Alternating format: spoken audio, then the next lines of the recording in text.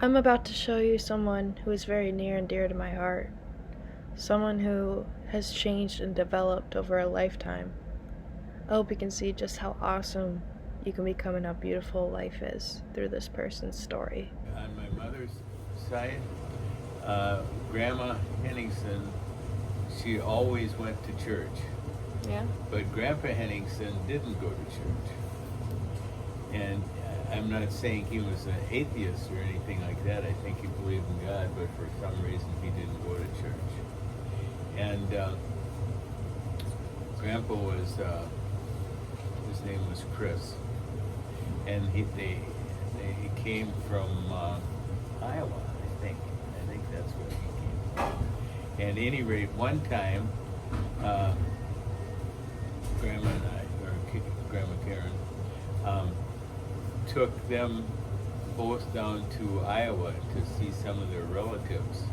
Mm-hmm. And he got to visit with his brother, who came to Omaha and made a fortune down there. And there's a monument down there in Nebraska, not too far from where you guys live.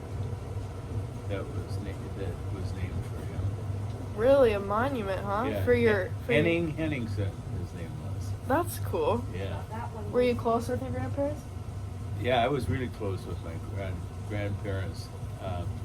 I spent a lot of time out there, and then when Grandpa Henningsen and Chris and Bathilda, her name was Bathilda, and they moved to Big Stone City. They got off the farm, and their son, my uncle, go to the two of them, and they bought a 5-bedroom house. That's right, I saw Over that there. house Did too. you see that? Yeah. Yeah.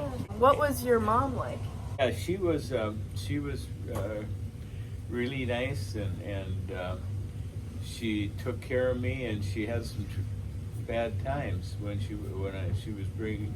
I was growing up, because twice in that time period my dad had TB, and they didn't have the cure for it in the beginning, and so he'd have to go take a chest x-ray every month. And twice that I can remember, the thing turned out there was something going on down there. Then he had to go back to the sanitarium for a while. And finally, they got the, they cut some of his lung out, that infected part of his lungs, and then they came up with the cure for it. I never really knew my my dad's dad, because he died before I was old enough to see that. But his mother lived a long time, but she'd had trouble with diabetes. And what's her name? Martha. Martha. During that time period, she had both her legs cut off at the knee. Oh boy. So what was your dad overall just kind of like? Oh, he was a great guy. I got along really good with my dad. What was his name? Alfred. I'll never forget the time when they made the announcement. They found the antibiotic that zonked TB, and it zonked it so it never would come back again. We felt pretty good about that. Who were your companions when you were a child? Oh, well, I tell you, I'll name them off to you. Bob and David Haslund, Jack Blank, Dennis. And what did you tend to do with them? Was this We the game were room? kind of all in the neighborhood, you know? Yeah. And we would go out and play some tricks on some of the older people once in a while. And doing that. And how old were you when you were doing that? I'm guessing about 9 or 10. Alright. Are these the buddies that were in the gang with you? Yeah, Yeah? yeah. Yeah. And there was another gang up about 10, 15 blocks from us, and we would be getting in battles. Slingshot battles. Yeah, bathrooms was portable bathrooms. This was a wooden building, Yeah. and they rolled it into a ravine, and there it sat. So we made it our kind of our clubhouse. We cleaned it out a little bit. Our parents said, if you're going to use that, you're going to clean it up first thing you do. Good idea. So we did that. Once in a while we had slingshot fights. Yeah.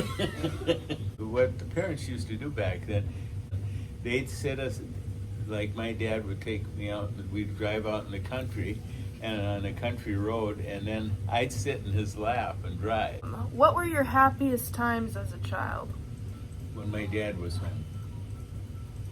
When we were all together. When were you saddest as a child? The times when my dad had to go back to the sanitarium. How and when did you get your first job? Well, the first job I had was because I was friends of the owner, got a job at the 7-Up bottling plant when I was a 7th grader. Yeah. What was the best job you've ever had? The best job I've ever had? Yep. The one that I had when I retired.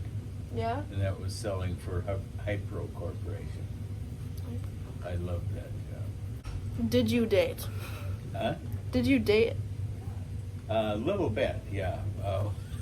When we were 7th graders, and they had dances, up at school, and so the first one, then when we were 7th graders, so we could go, and then we thought, who are we gonna ask to do this? So we just picked up some names, and then we went together at night, and the guy whose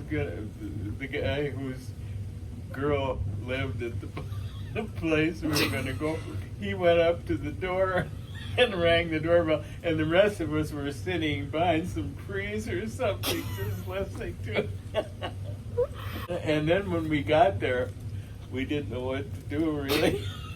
For sure, we were 7th graders, and they weren't teaching dancing in 7th grade for us anyway. And so they ended up, we tried it a little bit, and I don't think the girls liked it any better, and we didn't. So then we finally gathered together, the guys on one side and the girls on the other, talking, and visiting. But we went to the dance. What was your first official date where you said to a girl, hey, do you want to go do this? Okay, well, what it was, roller skating was big then. Ooh, roller skating. And of course, we would invite girls to be our date, and we went roller skating together. How did you meet Grandma? Oh, I met her through my cousin Diane. They were cousins on another side. Kissing cousins? Yeah, kind of. Diane's dad, her mother was my mom's sister, and her dad was Gordon Nelson. We got kind of chumming up a little bit. I would work for Diane's dad, Wesley, my uncle. In the summertime, he'd want me out there to cultivate corn. And from my understanding, you kind of played hard to get with Grandma. No, she played, well, yeah, I did. Playing hard to get with me. And then all of a sudden I found out she was going out with another guy. Aww. And then I got jealous, and then I went to work. When did you guys officially start going out? She was down in nurses training down here at Fairview Hospital. And I just got down there, had finished my first year of college over at South Dakota State. And then I decided, myself and a couple of my buddies decided we're going to go down in the cities for a while and work. And so then I knew who she was from Way back when we were way back. And Diane, my cousin, so then I met her when I was out there working at my uncle's farm. What was the date that you guys got married? It was November 11th, 1961. You've got 2 kids. Yeah. What have been your aspirations for your children? That they get through college, which they both did. Let them do their own thing. And this is probably my favorite question on here. Okay. Do you It have was any all grandchildren? Do I have any Yeah, grandchildren? do you? No, I can't think of any. How many grandchildren have you got? Okay. Well, let's see. We got 1, 2, 3, 7. What was the most exciting part of your life? exciting part, I suppose, getting married. Yeah. Grandma's a special lady. Mm-hmm. What was the most important historical event you witnessed or were a part of? About 7 years old when World War II came to an end.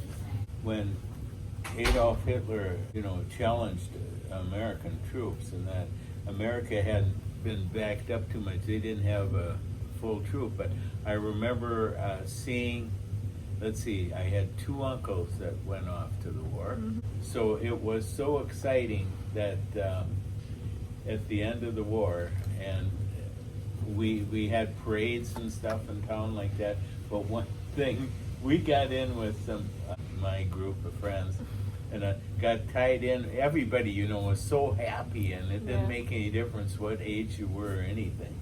And so we got together with some of the high school guys, and all excited.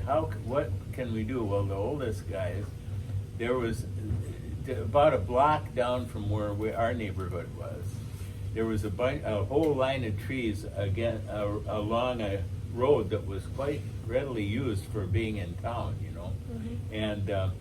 and there was a high line running across there right by those trees. Mm-hmm. And so these high school kids decided what they're going to do. They're going to run some lines across those lines in the middle of it with a great big sign that says the war is over. And then when everybody was excited, and so then we'd hide in those trees, and then every time a car would come, they'd drop down that sign, the war is over. We're all excited and happy, and they honk their horn. You just can't believe what a happy time that was for everybody, And then when the troops started coming home, boy, it was really something. Celebrating That time. was a big war, boy, I tell you. If you could relive any part of your life, what would it be? Getting married would be one. Yeah. And then another thing would be that I really enjoyed doing. It would be duck and pheasant hunting, especially when I got a dog trained. My dog Toby, Black Labrador. What are some of the things you have learned about life? Is glorifying our Lord and Savior, and being, spend time worshiping Him and going to church on Sunday. That's the most important thing in life, that is. Mm-hmm. And what was the date that you were born? September 14th, 1938. 81. Roger Alfred Haugen. Mm-hmm. Awesome. Thank you. Okay. That's about it. Okay. All right. Good.